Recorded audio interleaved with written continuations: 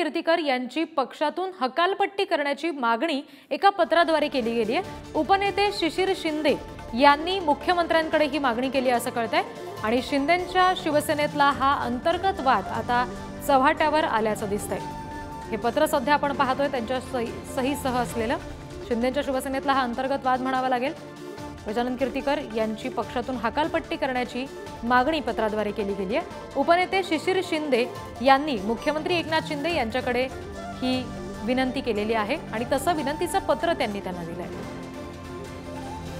प्रतिनिधी पंकज दळवींकडून अपडेट्स घेऊया। पंकज, काय नेमकं पत्रामध्ये म्हटलेलं आहे? गजानन कीर्तीकर यांनी पक्षविरोधी कारवाई केल्याचं त्यांनी आरोप केला आहे। निवडणुकीच्या काळात त्यांनी अमोल कीर्तीकर यांच्यासाठी मदत करून हा पक्षविरोधी काम केलंय असा आरोप शिशिर शिंदे यांनी केलेला आहे।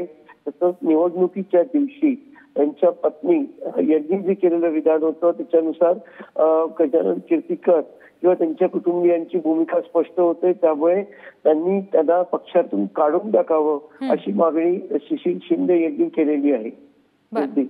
पंकज, धन्यवाद दिलेल्या माहितीसाठी। शिंदेंच्या शिवसेनेतला हा अंतर्गत वाद म्हणावा लागेल जो आता चव्हाट्यावर येतोय, कारण थेट पत्र लिहिलं गेलंय उपनेत्यांकडून मुख्यमंत्र्यांना।